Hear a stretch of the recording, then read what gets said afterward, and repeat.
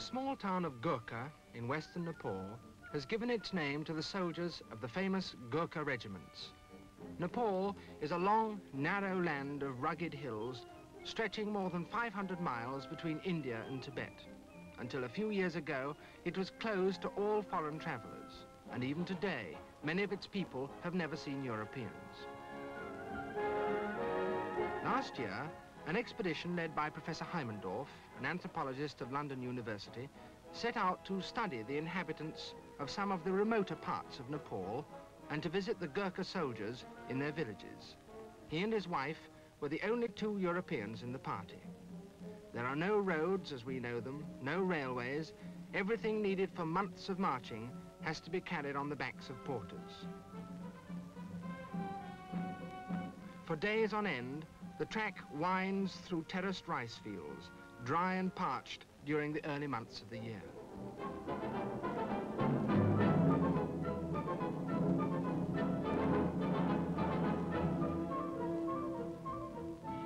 Gurkha, once the capital of the hill chiefs who later became kings of Nepal, is today a sleepy little place. The worship of gods in the pagoda-like temples and the people's life in their homes has seen little change for hundreds of years. Old women spin as their grandmothers did.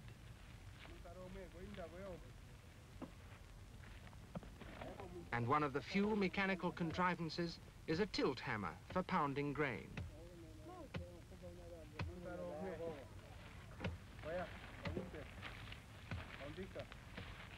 Only the large red brick palace of Gurkha, now mouldering away, recalls the glory of past ages. Its delicately carved wooden windows are the work of craftsmen who were attracted by the royal court. They have long since vanished, but Gurkha soldiers in the black uniforms of the Nepal militia guard the ancient palace. And the clerks occupying its chilly rooms often move their desks and files into the warm sun. A soldier on leave from a British regiment watches them. For him, there's little else to do in a place where the women are busy with their housework and washing clothes in an open well. And the men have to go to their fields carrying on their shoulders not a rifle, but a wooden plough. The Gurung tribesmen who fill the ranks of so many Gurkha regiments are sturdy farmers.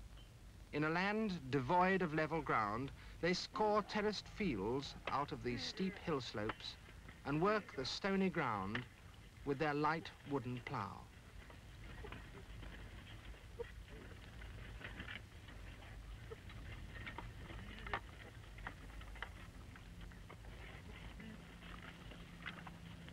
On the higher terraces, they grow summer crops of millet and maize, from which they make bread and porridge and brew beer. Perhaps unknowingly in some cases, they are wasteful of their homeland's natural resources. They mercilessly rob the trees of every leafy branch in order to feed their cattle at a time when all the grass has dried up.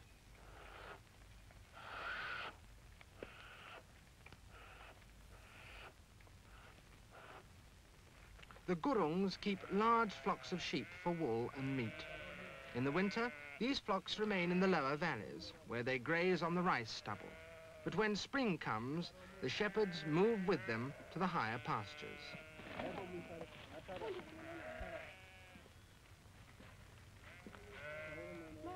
These men live for months in the high mountains, their only homes being simple shelters of cloth spread over bamboo frames.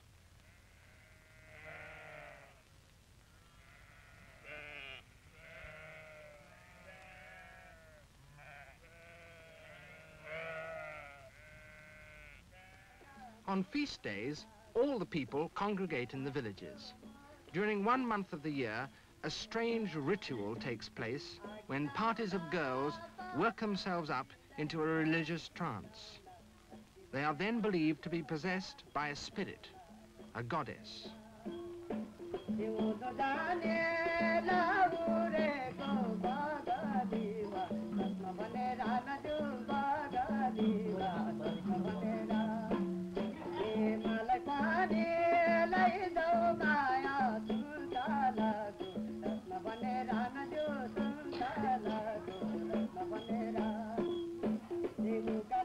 this way, the supernatural becomes part of everyday life, and the gods and goddesses of Nepal make their presence felt in the remotest villages to the simplest of people.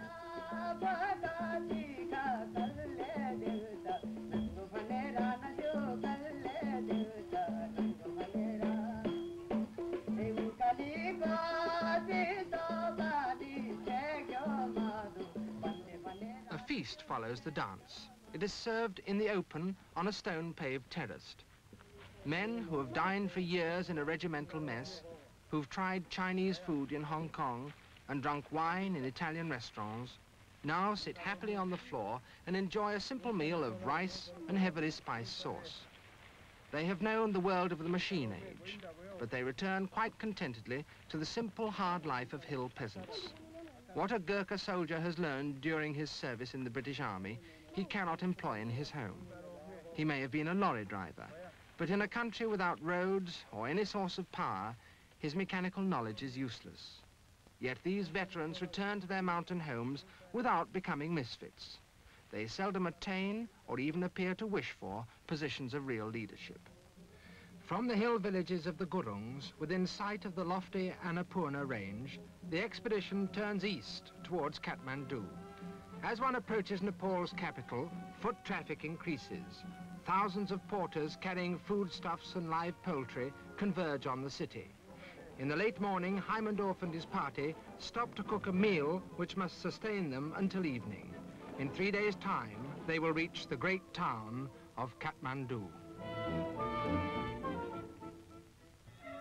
The valley enclosing Kathmandu has been a center of urban civilizations for well over 1,000 years. Most of the inhabitants are Navas, a race of town dwellers utterly different from the rustic hillmen. They have produced great artists and craftsmen, and the town is dotted with sculptures of gods, of men, and of beasts. Trade flourishes in the crowded bazaars, which for many centuries have been meeting places for the Nepalese, Indians, and Tibetans. In recent years, radio and cinema have also brought Western influences to Kathmandu.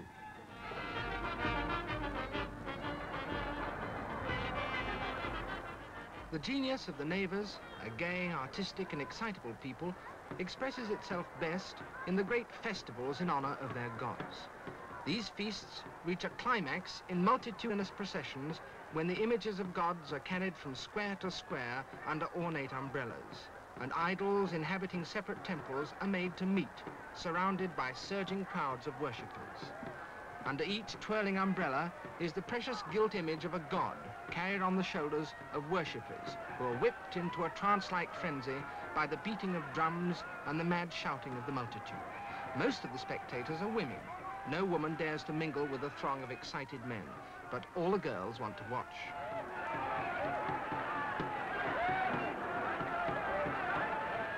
The gods involved in this turmoil are Hindu deities. More than half of the Navas profess the Hindu religion.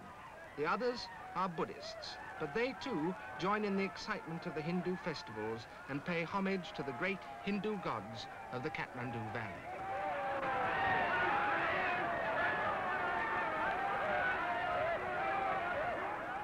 In contrast, the Buddhist temples rise in serene isolation above the noise and bustle of Kathmandu. Statues of the Buddha Sakyamuni, shaded by ancient trees, flank the approaches leading to the great sanctuary of Swayambhu.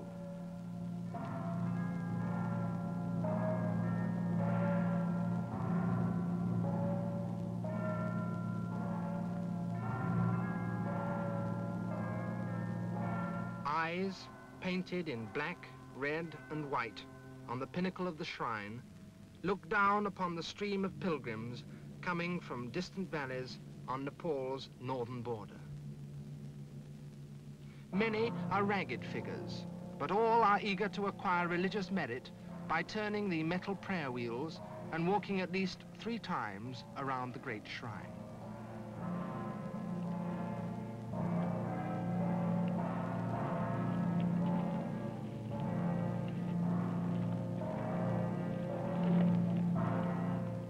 A Nava priest with a silver tray places offerings of rice and coconut into a niche of the shrine. And this is the moment one of the sacred monkeys has been waiting for.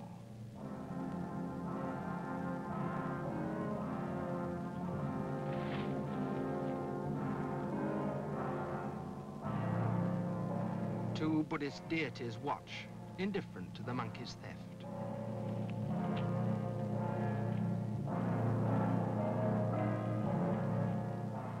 Pilgrims from the high regions of eastern Nepal leave the great sanctuary, and the expedition too sets out on a long trek towards the east, with Darjeeling in India as its objective, still months of marching away. 20 porters carry equipment, tents, and basic provisions.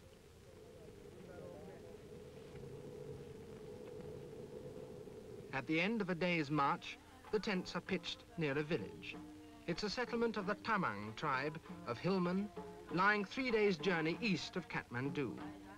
The well-built houses, painted white and apricot, are not huddled together, but separated by their owners' fields. At the foot of a small hill stands a Buddhist temple, and prayer flags flutter in front of people's houses. Sheaves of maize hang under the eaves to dry.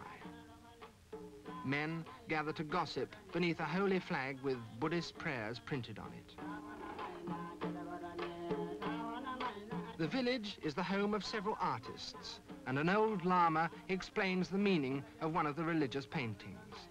Even small boys learn to decorate drums in bright colors. In the middle ranges of Nepal's eastern hills, each day means long climbs and steep descents, for the east-west route cuts across every river and many a mountain range.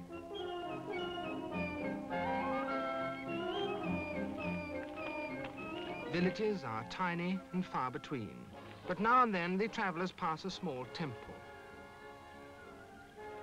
Here, a solitary shrine, rather neglected, offers refreshment to the thirsty porters. Exquisite stone carvings adorn its walls. Who carved them? There's no one to ask. A few days pass. Slowly, the vegetation changes as the expedition reaches a region lying above 8,000 feet. There are forests of pine and rhododendron, ranging in color from near white to deep rose. The ground is studded with mauve primulas. Patches of snow linger in shady hollows higher up, where the shrub rhododendrons are not yet in flower. One of the porters samples the cool snow.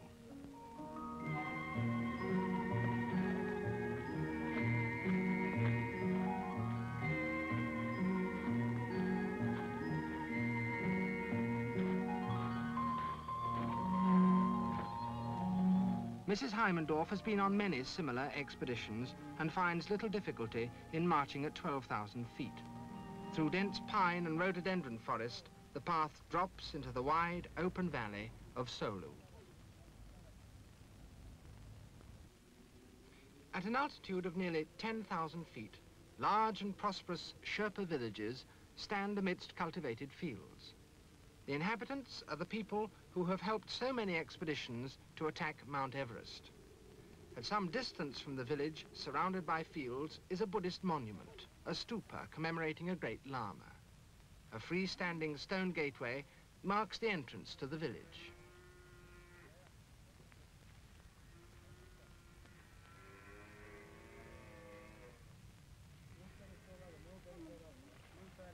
Nearby is the courtyard of the three-storied temple. The colorful frescoes on the walls and ceilings of the temple depict the Buddhas of past and future ages, and some of the divinities of the Buddhist heaven. From Solu, the party moves on to the valley of the Dudkosi River. After walking some hours in the early morning, the custom is to halt near a stream or a river at about 10 o'clock and allow the porters time to cook their food, to eat at leisure, and to wash their clothes.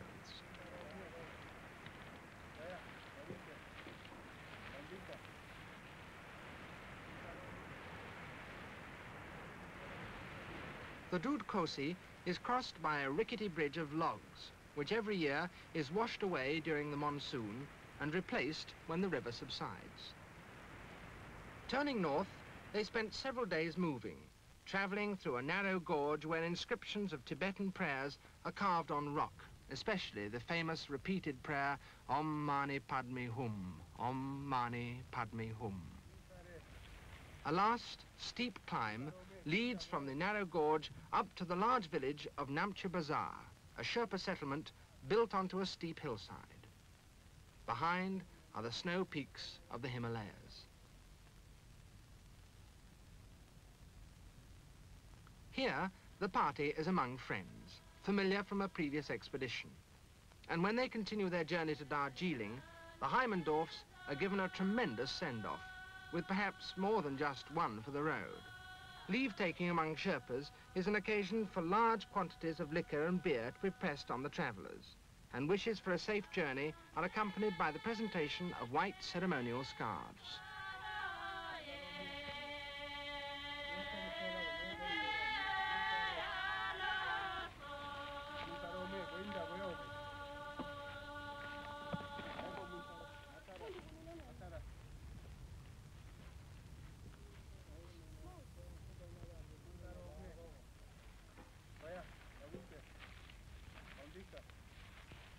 For several days, the track leads through Sherpa country, but to avoid a mountain range, impassable for heavily laden porters, the party has to descend once again to an area of subtropical forests.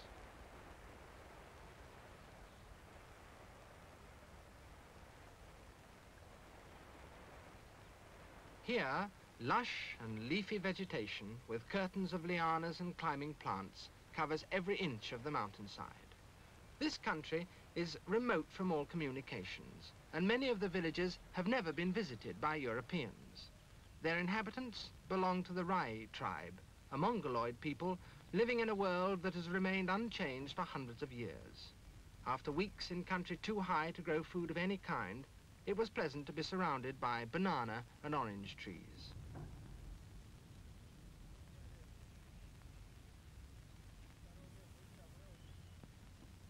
The unhurried rhythm of village life is broken only by an occasional feast or a marriage, when men wearing headdresses of hawk's feathers dance to the rhythm of drums.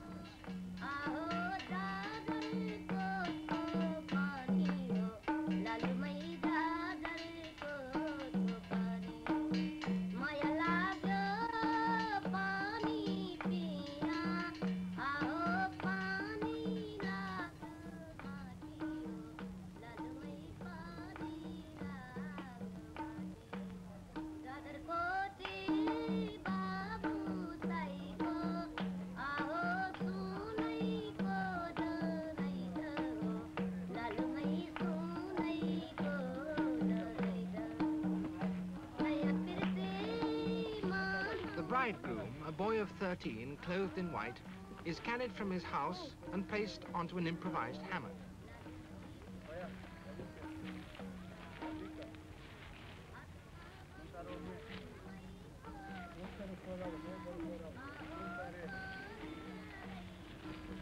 Rice is thrown at the bride, a girl several years older than her young bridegroom, whose forehead is now plastered with rice and red paste to bring good fortune. In the valley of the Arun River, which flowing north to south cuts through the whole breadth of Nepal, there's a small group of villages different from all the rest of the country. For here the houses and granaries are built on wooden poles, and getting out of one's house means climbing down a ladder.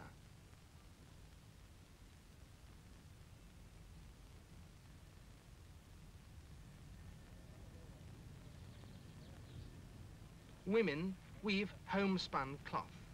The Rais do not depend on trade. Nearly everything they need grows or is made in their own country.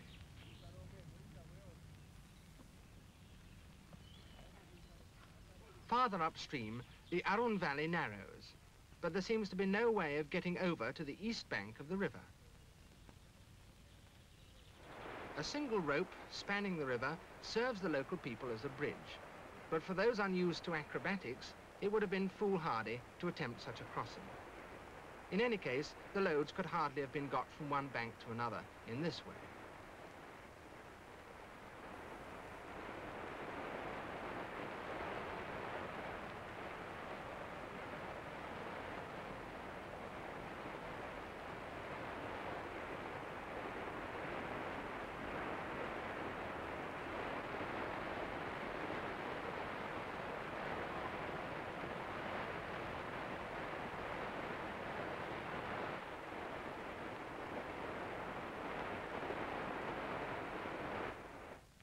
But a day's journey farther on, there's a cane bridge, not very well kept, and swaying frighteningly as the porters carry their heavy loads across it.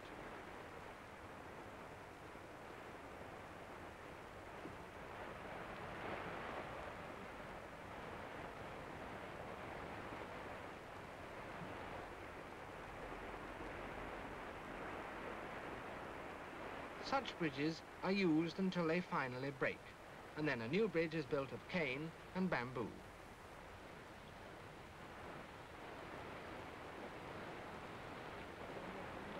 People often get hurt or even killed, for anyone falling into the rushing waters of the Arun has little chance of survival.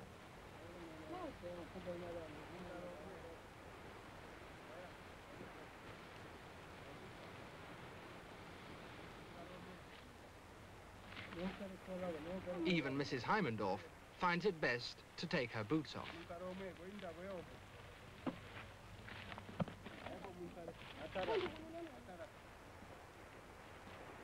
Eventually, everyone gets safely across, and the party moves up the eastern slope towards the Tibetan border.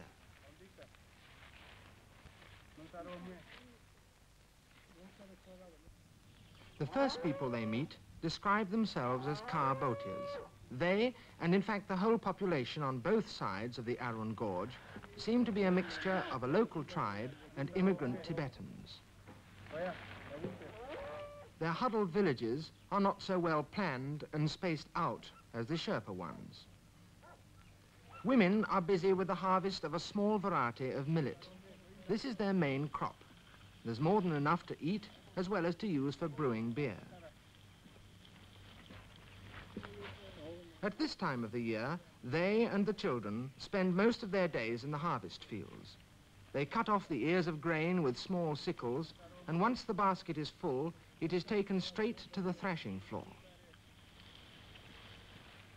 Cattle, bred from Indian stock, graze among the stubble.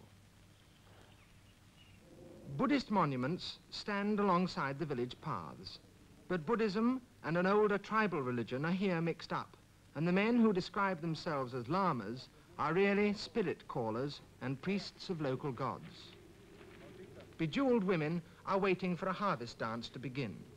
There's a large vat of millet beer on the edge of the dance floor, and from this the priests first suck up the strongly alcoholic drink. These dance figures and steps seem very simple, but they are in fact very difficult to learn.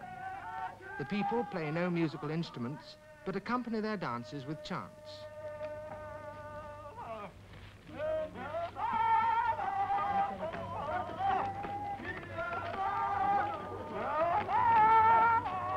No one stops the children drinking the beer when they feel like it. Before long, the dancers get pretty tipsy. Even so, their steps never falter. With plenty of beer, a handful of straw, and occasional rests, they keep going for hours.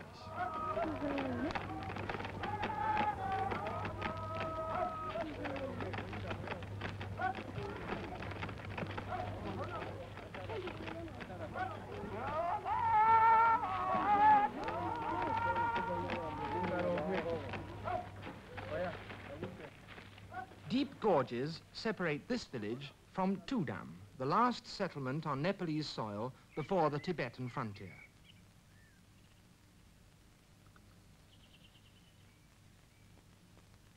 Its inhabitants make a living almost entirely from the manufacture of incense, a commodity for which the Tibetan monasteries provide a large market and pay well. Simple, water-driven mills grind the wood of the juniper tree to pulp, a block of juniper wood being attached to a crankshaft and rubbed on a rough stone.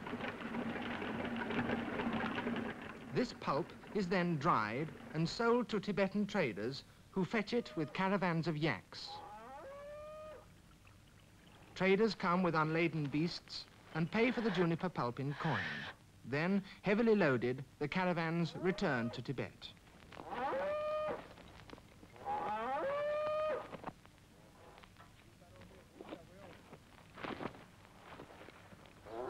Tudam is the starting point of the crossing of the mountain range which divides the Arun Basin from that of the Tamar River. The only route across that high range leads over a pass which is already under snow. With the autumn well advanced, there's always a danger that winter weather will close the passes. In a matter of hours, routes can become blocked.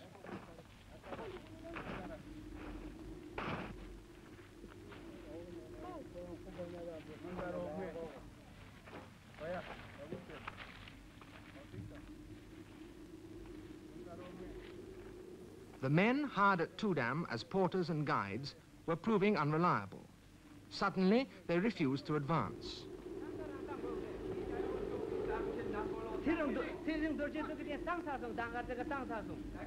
With little money left and less food, the Heimendorfs were in a dangerous position.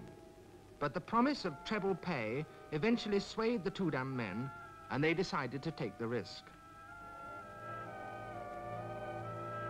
There's little sign of a track, and the country grows wilder and more desolate as the party plods on.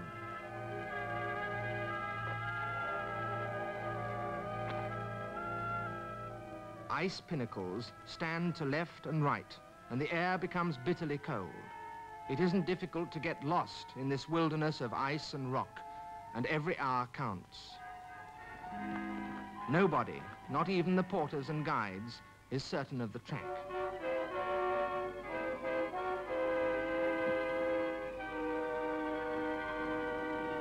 Walls of ice block the way.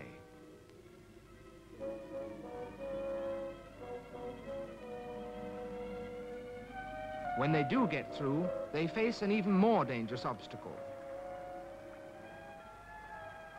This torrent rushing over a bed of green, solid ice. A slip here will be fatal.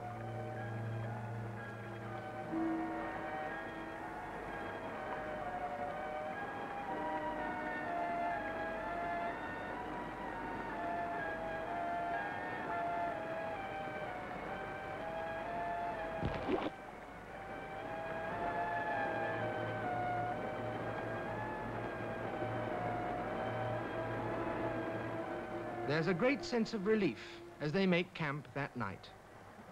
The porters build their fires with the last of the wood which they've carried with them since they left the tree line many days ago.